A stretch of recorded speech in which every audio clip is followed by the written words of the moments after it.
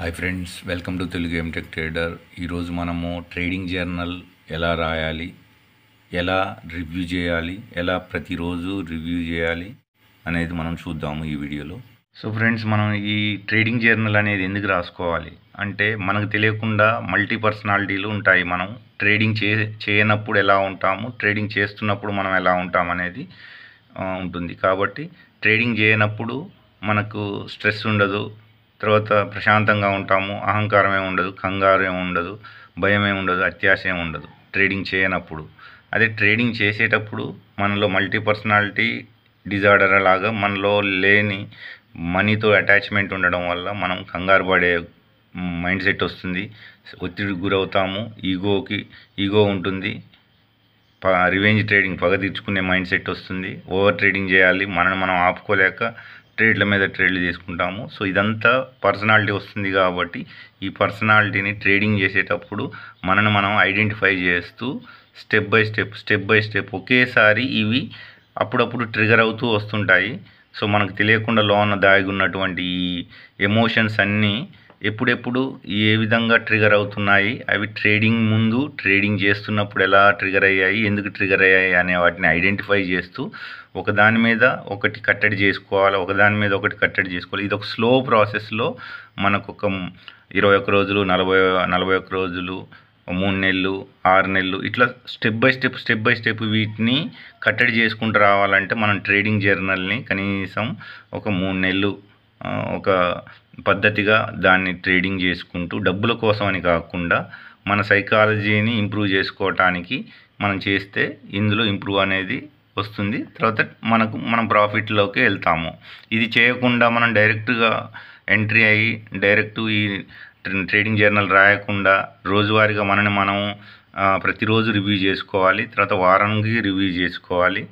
So ఈ విధంగా ఒక సిస్టమేటిక్గా ఒక డైరీ టైప్ ఉంటూ మనం ఐడెంటిఫై చేసి కరెక్షన్ చేసుకుంటేనే ట్రేడింగ్లో మనకు ఇంప్రూవ్మెంట్ ఉంటుంది.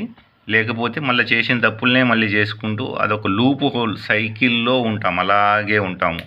కావాలంటే మనకు సూట్ అవ్వట్లేదంటే గ్యాప్ ఇవ్వటము, కొంత టైము ఇచ్చేసి మళ్ళీ సరైన మైండ్ సెట్ వచ్చిన తర్వాత ట్రేడ్ చేయటము, అలాంటివి. క్యాపిటల్ లేనప్పుడు బలవంతంగా మనం క్యాపిటల్ అప్పు తెచ్చి చేయటము, అలాంటివి చేయకుండా ముందు సైకాలజీ సరిగా లేనప్పుడు, మనం ప్రెజర్లో ఉన్నప్పుడు, ఒత్తిడిలో ఉన్నప్పుడు ట్రేడ్ చేయకుండా మన మైండ్ని స్టేబుల్ మైండ్గా బ్యాలెన్స్డ్గా చేసుకొని కొంత గ్యాప్ ఇచ్చి వచ్చి మళ్ళీ రూల్స్ డిసిప్లిన్స్ పాటిస్తూ ఈ ట్రేడింగ్ జర్నల్ చేసుకుంటూ ఇట్లా స్లోగా స్టెప్ బై స్టెప్ మనం ఇంప్రూవ్ చేసుకుంటే ట్రేడింగ్ జర్నీ అనేది మనకు ఫ్యాషన్గా ఉన్నప్పుడు దీంట్లో సక్సెస్ అవ్వడానికి ఆస్కారం ఉంటుంది. ఫస్ట్ స్టెప్ ఏంటంటే జర్నల్ రాయడం అనేది. అది ఏం రాస్తావు, ఎన్ని క్వాంటిటీ తీసుకున్నా, ఎప్పుడు ఏ టైంకి తీసుకున్నా అవి రాయొద్దు. ఓన్లీ ఎమోషన్స్, అవి ఎలా రాయాలనేది నేను ఈ వీడియోలో చెప్తాను. సో సెకండ్ స్టెప్ ఏం చేస్తామంటే ఆ రాసిన జర్నల్ని రివ్యూ చేస్తావు అన్నట్టు. అదే ఏ రోజుకి ఆ రోజు రివ్యూ చేస్తావు. మళ్ళీ ప్రతి కంపైల్ చేసి వారం మొత్తాన్ని రివ్యూ చేస్తావు, సోమవారం నుండి శుక్రవారం వరకు. సో దాంట్లో నుండి మనం ఏం నేర్చుకున్నాం, మనం ఏం తప్పులు చేసాం, మనం ఏం చేసి ఉండాలి, ఇలాంటివన్నీ ఈ రివ్యూలో మనం రాసుకుంటూ మనం స్టెప్ బై స్టెప్ ఇంప్రూవ్ చేసుకోవడానికి అవకాశం ఉంటుంది. సో మళ్ళీ ఇందులో మనం బేసిక్గా ఫస్ట్ మనం అడుక్కోవాల్సింది ఏంటంటే, అసలు నేను ట్రేడింగ్ ఎందుకు చేయాలి, అసలు నాకు డబ్బు ఎందుకు అవసరం అనేది మనం ఫస్ట్ క్వశ్చన్కి ఆన్సర్ రాయాలి. నేను ఎందుకు ట్రేడ్ చేస్తున్నా రాయండి మీరు. మనం ట్రేడింగ్ అనేది గ్యాంబ్లింగ్ చేస్తున్నాం, గ్యాంబ్లింగ్ మైండ్ సెట్ ఉందా, కంప్లీట్ గ్యాంబ్లింగ్ మైండ్ సెట్ ఉంటే యాక్సెప్ట్ చేయండి మనం గ్యాంబ్లింగ్ ట్రేడ్లు చేస్తున్నాం అంటే. సో స్టాప్ చేయండి.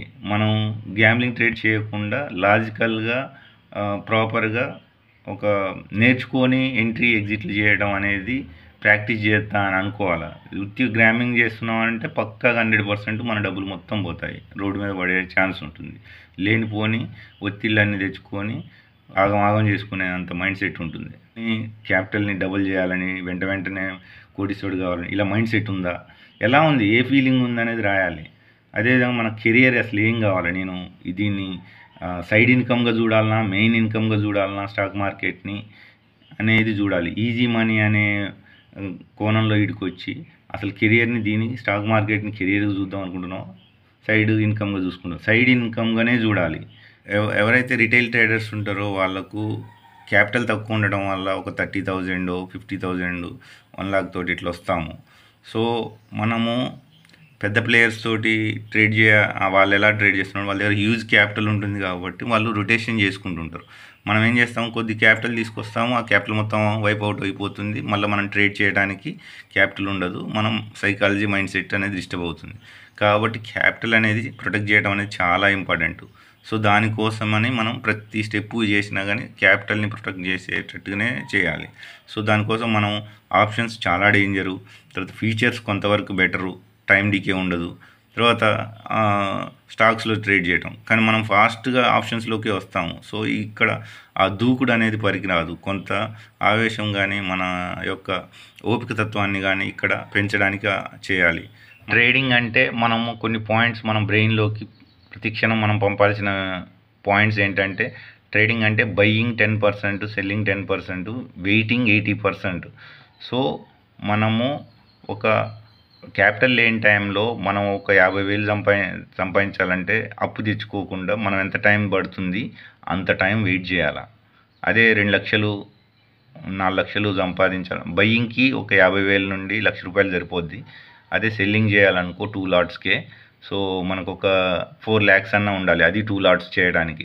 సో 4 lakhs సంపాదించడానికి ఎంత సమయం వెయిట్ చేయాలి, 80% దాకా వెయిట్ చేస్తే కానీ మనకు ఒక 4 lakhs వస్తుంది, అప్పుడు ట్రేడింగ్లోకి రావాలి. సో అలాంటి మైండ్ సెట్ అంటే మనం చూసినావు కదా, మన సంపాదన చేయడానికి కొంత అమౌంట్ని, క్యాపిటల్ని మనం బిజినెస్ చేయడానికి రావడానికి ఎంత క్యాపిటల్ అవసరం పడుతుందో అంత టైం అనేది మన మైండ్లో వెయిట్ చేయాలి. మనం క్విక్గా బయ్యింగ్ సెల్లింగ్ అనే మైండ్ సెట్తో ఉంటే 100% మనం ట్రాప్ అయ్యే ఛాన్స్ ఉంటుంది. కాబట్టి మన మైండ్లో ప్రతిరోజు 80% వెయిట్ చేయాలి అనే మైండ్ సెట్ ఉండాలి. మంచి లాజికల్ ఎంట్రీ, లాజికల్గా సెటప్ వస్తేనే ఎంట్రీ తీసుకుంటా అనే మైండ్ సెట్ తోటి అలా నేర్చుకుంటా స్టెప్ బై స్టెప్ అనుకుంటేనే ఇక్కడ ట్రేడింగ్లో వర్కౌట్ అవుతుంది. లేకపోతే మన సైకలాజికల్ మైండ్ సెట్ డిస్టర్బ్ అవుతుంది, మనకు మానసికంగా స్ట్రెస్లో ఉంటాము, అన్నీ తప్పులే చేస్తుంటాము. సో ఫస్ట్ ఆఫ్ ఆల్ మన సైకలాజికల్ మైండ్ సెట్ని స్టేబుల్ చేయాలి. కంగారు పడొద్దు, తొందరగా వచ్చేసని. మార్కెట్ ఎక్కడికి పోదు, ఇక్కడే ఉంటుంది. మనం స్టేబుల్ మైండ్ సెట్ని, కూల్ కామ్ మైండ్ సెట్ని మెయింటైన్ చేయాలి. మనం ఎవరి కోసమో, ఫ్యామిలీ కోసమో, సొసైటీ కోసమో డబ్బులు కాదు, మన కోసం మనం సంపాదించుకుంటున్నాం, సొసైటీ కోసం చూపించుకోవడానికని కాదు. కాబట్టి మనం స్టేబుల్గా ఉండాలి, డబ్బులున్నా డబ్బులు లేకున్నా అనే మైండ్ సెట్ తోటి. ఆ స్టేబుల్ మైండ్ సెట్ని తీసుకొచ్చి ట్రేడ్ చేస్తే మనకు రిజల్ట్స్ అనేవి స్టెప్ బై స్టెప్ వస్తాయి, తొందరగా సక్సెస్ అవ్వడానికి ఛాన్స్ ఉంటుంది. సో ఫస్ట్ ఆఫ్ ఆల్ మనం లాజిక్ని ఫాలో అవుతా అనుకోవాలి నేర్చుకోవడానికి. అదేవిధంగా ఓవర్ ట్రేడింగ్ చేయని అనుకోవాలి. సో ఇక్కడ ఒక స్ట్రాటజీ అనేది సరిపోతుంది. ఆ స్ట్రాటజీలో మనకి సరిపోతుంది. అందులో ప్రాఫిట్ ఉంటుంది, లాస్ ఉంటుంది. సో కొంత విన్నింగ్ పర్సంటేజ్ అనేది మారుతుంది. ప్రతి ఒక్క స్ట్రాటజీ పాటిస్తే సరిపోతుంది. మనీ మేనేజ్మెంట్ అనేది పక్కా, జస్ట్ ఓన్లీ లక్ టైప్గా ఉండొద్దు, ప్రతిదీ మ్యాథ్స్ క్యాలిక్యులేషన్స్లోనే ఉండాలి. అసలు లైఫ్ మేనేజ్మెంట్ ఏంది మనది? సో లైఫ్ మేనేజ్మెంట్ అనేది మనకు చాలా ఇంపార్టెంట్. ఇందులో బ్రీతింగ్ ఎక్సర్సైజ్ చేయటం, ప్రాణాయామం చేయటం, యోగా చేయటం, ఎక్సర్సైజ్ చేయటం, గుడ్ ఫుడ్ తీసుకోవటం, కొద్దిగా స్మార్ట్గా మనం మైండ్ని అలర్ట్ చేసుకుంటూ ఉండడం. సో ఇవన్నీ చాలా ఉంటాయి. సో సైకాలజీ అనేది ట్రేడింగ్ జర్నల్ ద్వారా ఇంప్రూవ్ చేసుకోవడం వల్ల మనలో మనం ఇంప్రూవ్ చేసుకుంటూ ఉంటాము. డైలీ జర్నలింగ్ గురించి చేసే ముందు ఇక్కడ మనకు ఒక చిన్న కొటేషన్ చూద్దాం. మనం ఏమో రూల్స్ పెడతాం కానీ రూల్స్ ఫాలో అవ్వం. సో ప్రతిసారి మనం ఒక విధవన అయిపోయే టైపుగా ఉంటాం. సో మనం అలా అవుతున్నామా లేదా, మనం రూల్స్ని పాటిస్తున్నామా లేదా అనేది మనం చూసుకోవాలి. మనం ఎలా మారొచ్చాము, ఎట్లా మార్చాము మనం అనేది చాలా ఇంపార్టెంట్ అది. సో ఇక్కడ ప్రస్తుతానికి మనకి ట్రేడింగ్ ప్లాన్ అనేది మెయిన్. అందులో మనం ఏం చేస్తున్నాం, స్టాక్స్ చేస్తున్నామా, ఫ్యూచర్ చేస్తున్నామా, ఆప్షన్ చేస్తున్నామా అనేది స్క్రిప్ట్ రాసుకోవాలి.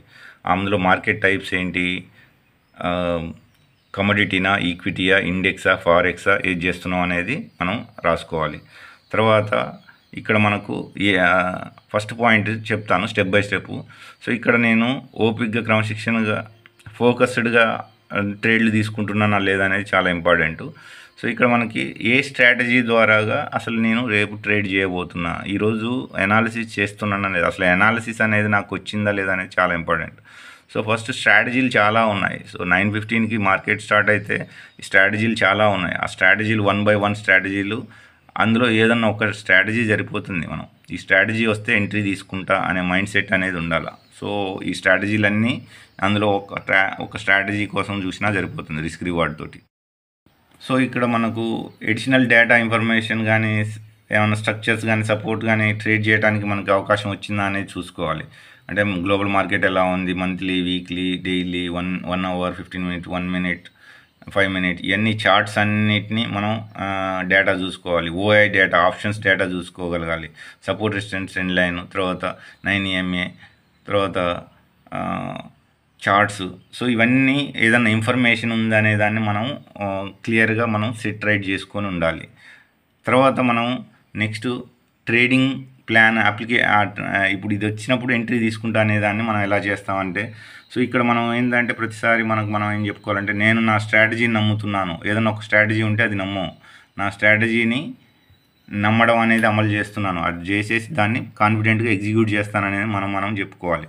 సో అల్టిమేట్గా ఇక్కడ మనం ఏదైతే ప్లాన్ అయితే చేసామో, ఈ స్ట్రాటజీ వస్తే ఎంట్రీ తీసుకుంటా అని, సో దాన్ని ఎలా ఎగ్జిక్యూట్ చేస్తున్నా అనేది చాలా ఇంపార్టెంట్. ఇక్కడ క్వాంటిటీ అనేది ఇంపార్టెంట్. మన దగ్గర ఎంత క్యాపిటల్ ఉంది, 1,00,000 ఉందా, 50,000 ఉందా, చిన్న 10,000, 20,000, 30,000 తోటి వచ్చి ట్రేడ్ చేయటం, డిసిప్లిన్ లేకుండా ట్రేడ్ చేయడం వల్ల 100% క్యాపిటల్ పోతుంది. ఒక ప్రాపర్ క్యాపిటల్ తోటి 1,00,000, 2,00,000, 4,00,000, 5,00,000 పెట్టుకొని ఒక క్యాపిటల్ని, ఒక కొంత టైంని డిసైడ్ చేసుకొని రావడం అనేది చాలా ఇంపార్టెంట్. ఇక్కడ క్వాంటిటీ అనేది ఇనిషియల్గా ఫస్ట్ 6 months, ఫస్ట్ 1 month ఎలా ఉండాలి అంటే 1 lot, second month 2 lots, third month 3 lots, fourth month 4 lots, అట్లా స్టెప్ బై స్టెప్ అనేది క్వాంటిటీని చేయాలి. ఒకేసారి పెద్ద క్యాపిటల్ తోటి ప్రాఫిట్స్ తీస్తాను వస్తే మనము రూల్స్ బ్రేక్ చేస్తాం కాబట్టి, ఎమోషన్స్ ట్రిగర్ అవుతాయి కాబట్టి మనం క్యాపిటల్ని అంతా లూజ్ అవుతాం. సో మన మెయిన్ టార్గెట్ ఏంటంటే క్యాపిటల్ని కాపాడుకోవాలంటే క్వాంటిటీ అస్సలు పెంచొద్దు, ఫస్ట్ పాయింట్.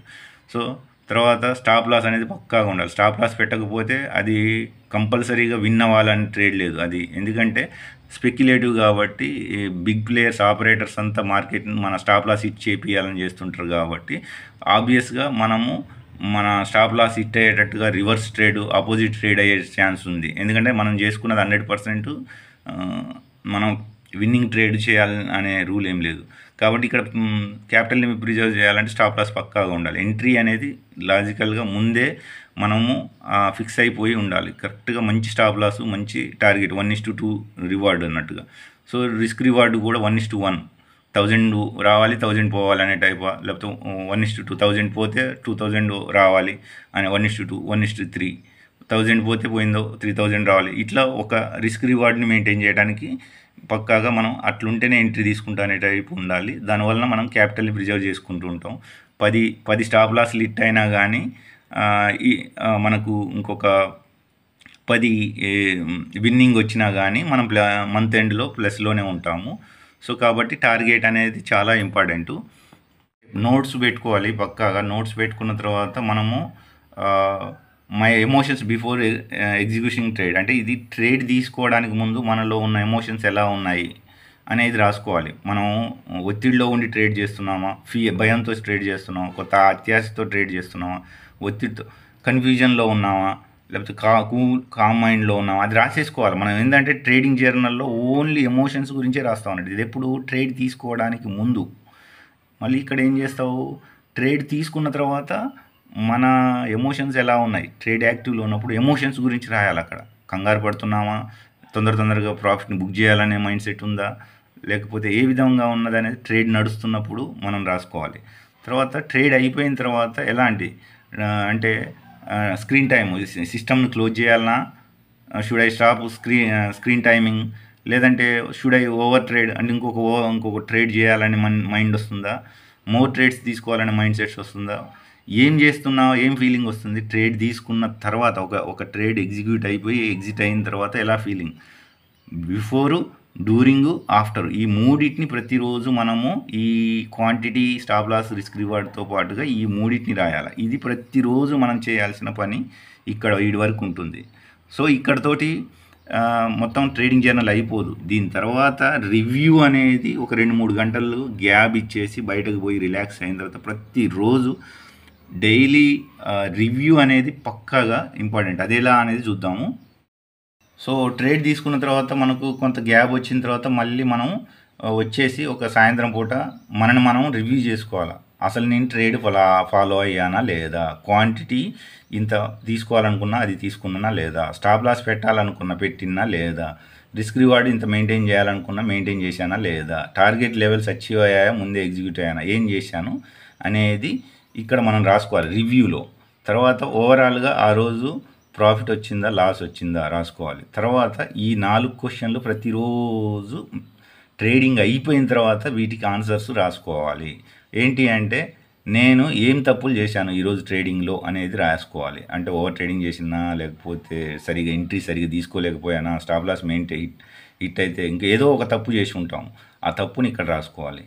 తర్వాత what are the right things I did, నేనే ఈరోజు ఏం మంచి ట్రేడ్ చేశాను అంటే మంచి ఒకటే ట్రేడ్ తీసుకొని ఆఫ్ చేసేసానా, అసలు ట్రేడింగే తీసుకోలేదా సైడ్ వేస్ ఉందని, లేకపోతే నాకు సెటప్ రాలేదని నేను ట్రేడ్ తీసుకోలేదు, అసలు ఇలాంటివి నువ్వేం చేసావు, మంచి ఏం చేసావు అనేది ఇక్కడ రాసుకోవాలి. తర్వాత నేను ఈరోజు మార్కెట్ నుండి ఏం నేర్చుకున్నాను అంటే ఓపిక పెంచుకోవడం నేర్చుకున్నానా, సంథింగ్ క్వాంటిటీ పెంచొద్దనో, సంథింగ్ ఏదో ఒకటి నువ్వు ఈరోజు మార్కెట్ నుండి నేర్చుకున్నావు, ఏం నేర్చుకున్నావు అనేది ఇక్కడ రాసేయాలి. తర్వాత ఇంకా నేను కొద్దిగా మంచి ఏం చేసి ఉంటే బాగుండేది, ఇంకా నేను కొద్దిగా బెటర్గా పలానది చేసి ఉంటే బాగుండేది, ఏం చేస్తే బాగుండేది, ఈ 4 క్వశ్చన్స్ ప్రతిరోజు ట్రేడింగ్ అంతా అయిపోయిన తర్వాత ఒక 2-3 అవర్స్ తర్వాత గ్యాప్ వచ్చి ప్రశాంతంగా కూర్చొని వీటిని రాయాలి. ఇది మండే ఒక రోజు, మళ్ళీ రేపు ఒక రోజు, Monday, Tuesday, Wednesday, Thursday, Friday, ప్రతిరోజు ఇది రాయాలి. వీక్లీ రివ్యూ చేయాలి. మండే, ట్యూస్డే, వెడ్నెస్డే, థర్స్డే ఇందాక చెప్పినట్టుగా అన్నీ రాసుకుంటూ వెళ్ళి వీక్లీ కూడా రివ్యూ చేయాలి. సో దానికంటే ముందు నేను మొత్తం లాజికల్గా, ఎమోషనల్ కాకుండా లాజికల్గా నేను ట్రేడ్స్ తీసుకుంటున్నానా, అలాంటి ట్రేడ్ ప్లాన్ని ఫాలో అవుతున్నానా, అదేవిధంగా నాకు ట్రేడ్ తీసుకుంటే ఒక క్లారిటీతో, కాన్ఫిడెన్స్తో నేను ట్రేడ్ చేస్తున్నానా లేదా అనేది, నా లాసెస్ని యాక్సెప్ట్ చేస్తున్నానా, ఎందుకంటే లాసెస్ అనేవి న్యాచురల్ పార్ట్. సో 20 ట్రేడ్స్ తీసుకుంటే అందులో 10 ఒక 8 అవుతాయి. లాసెస్ అనేవి ఇవ్వాలి. ఆ యాక్సెప్టింగ్ మైండ్ సెట్ ఉందా లేదా అనేవి కొన్ని మనం రెగ్యులర్గా మన మైండ్కి ఇవ్వాలి. అదేవిధంగా వీక్లీలో మనం ఏ విధంగా రివ్యూ చేసుకోవాలంటే మండే నెంబర్ ఆఫ్ ట్రేడ్స్ ఎన్ని తీసుకున్నాను, ట్యూస్డే ఎన్ని ట్రేడ్స్ తీసుకున్నాను, వెడ్నెస్డే ఎన్ని ట్రేడ్ తీసుకున్నాను, థర్స్డే ఎన్ని చేసుకున్నాను, ఫ్రైడే ఎన్ని ట్రేడ్ తీసుకున్నాను. సో మిస్టేక్స్ చేస్తాం, అవే రాసుకోవాలి, అవే రివ్యూ చేయాలి. ఓవరాల్ రిజల్ట్ ఏముంది, ప్రాఫిట్ ఉందా, లాస్ ఉందా, ప్రాఫిట్ ఉందా, లాస్ ఉందా, ప్రాఫిట్. సో క్యాపిటల్ ఎంత యూజ్ చేసావు, ఎంత పర్సెంట్, అంటే నీ దగ్గర 1,00,000 ఉంటే 1,00,000లో ఎంత 20,000 వాడావా, అలాంటిది క్యాపిటల్ పర్సెంట్ ఇన్వెస్టెడ్ అంటే ఎంత యూజ్ చేసావు, 1,00,000లో 50,000లో 50,000కి 50,000 యూజ్ చేసావు, అప్పుడు మొత్తం క్యాపిటల్ యూజ్ చేస్తున్నావా, లేకపోతే సైడ్కి బఫర్గా ఉంచేసి కొంత క్యాపిటల్నే యూజ్ చేసి సేఫర్ సైడ్కి మిగతా క్యాపిటల్ ఉంచుతున్నావా, అది అనేది కూడా చాలా ఇంపార్టెంట్ ఇక్కడ. సో వారం మొత్తంలో మనకి ప్రాఫిట్ వచ్చిందా, లాస్ వచ్చిందా ఈ 5 రోజులలో, అదేవిధంగా ఈ బ్రేక్ ఈవెన్ ఎంత ఉంది, సో ఇవి రాసుకోవాలి. తర్వాత ఇక్కడ ఓవరాల్గా నంబర్ ఆఫ్ ప్రాఫిటబుల్ ట్రేడ్స్, నేను ప్రాఫిటబుల్ ట్రేడ్స్ ఉన్నా, 3 రోజులు ప్రాఫిట్ అంటే లాస్ అయిన ట్రేడ్లు ఎన్ని ఉన్నాయి, నంబర్ ఆఫ్ ట్రేడ్స్ ఎన్ని లాస్ అయ్యాను ఇది రాసుకోవాలి. తర్వాత బ్రేక్ ఈవెన్ ట్రేడ్స్ ఎన్ని ఉన్నాయని రాసుకోవాలి. సో ఇది ఒకటి చేసుకుంటే సరిపోదు వీక్లీ. తర్వాత మళ్ళీ వారంలో కూడా మళ్ళీ ఈ వారంలో నేను మార్కెట్ నుండి ఏం నేర్చుకున్నాను అనేది వారం మొత్తాన్ని కంపైల్ చేసి ఈ వారం శనివారం రోజు కానీ ఆదివారం రోజు కానీ మనం ఈ క్వశ్చన్ రాసుకోవాలి, క్వశ్చన్కి మనం ఆన్సర్ రాయాలి. ఈ వారంలో నేను ఏం నేర్చుకున్నా మార్కెట్ నుండి అనేది మ్యాటర్ రాయాలి. అదేవిధంగా ఇక్కడ నెక్స్ట్ క్వశ్చన్కి ఈ వారం నేను ఏమేమి సమస్యలు ఎదుర్కొన్నాను అనేది కంపల్సరీ దానికి ఒక మ్యాటర్ రాయాలి. ఎమోషన్సే ఎన్ని ప్రాఫిట్స్ కాదు. అదేవిధంగా ఇక్కడ నేను ఈ వారంలో నేనేం మంచి చేశాను, సో ఈ మార్కెట్ ద్వారా నేను కొద్దిగా రూల్స్ పాటించానా, లేకపోతే కంట్రోల్ చేసుకున్నానా, సంథింగ్ ఏది చేస్తే అది రాసుకోవాలి. సో ఈ విధంగా మనము డైలీ రివ్యూ చేసుకోవాలి, వీక్లీ రివ్యూ చేసుకోవాలి ట్రేడ్ చేసిన కొంత గ్యాప్ తర్వాత. సో ఈ విధంగా మనం ఒక నోట్స్ పెట్టేసి ఒక రోజులో రాదు ఇది, ఒక 1 month 2 months 3 months సిస్టమేటిక్గా మనం ఈ ట్రేడింగ్ జర్నల్ని నమ్ముతూ, ఒక స్ట్రాటజీని నమ్ముతూ, మన క్యాపిటల్ని ప్రిజర్వ్ చేస్తూ, మనలో ఓపికని పెంచుకుంటూ, మనలో స్ట్రాంగ్గా మనం రెగ్యులర్గా మనని మనం అడాప్ట్ చేసుకునేటట్టుగా చేసుకుంటూ, వీక్నెసెస్ని స్ట్రాంగ్ చేసుకుంటూ వెళ్తున్నామా లేదా అనేది చాలా ఇంపార్టెంట్. సో ఈ విధంగా మనం ట్రేడింగ్ జర్నల్ రాస్తూ ఉంటే మనలో ఒక 6 months తర్వాత చిన్న చేంజెస్, అలవాట్లు అనేవి స్ట్రాంగ్ అవుతాయి. లాసెస్ అనేవి పక్కా, కాకపోతే ప్రాఫిట్స్లోకి మనం వెళ్ళడానికి ఛాన్స్ ఉంటుంది ట్రేడింగ్ జర్నల్ రాయడం వల్ల. ఫస్ట్ మనలో ఏం మిస్టేక్స్ ఉన్నాయనేది తెలుస్తుంది. సో వాటిని అరికట్టడానికి ఇది ఒక ట్రేడింగ్ జర్నల్ అనేది మనకి వెళ్ళిపోతుంది. ఒక 6 నెలలు ఇలా చేసుకుంటూ వెళ్తే మనలో కొంత మార్పు వస్తుందని. సో ఈ విధంగా ట్రేడింగ్ జర్నీని మీరు సక్సెస్ అవ్వాలని కోరుకుంటూ నెక్స్ట్ వీడియోలో మళ్ళీ కలుసుకుందాం.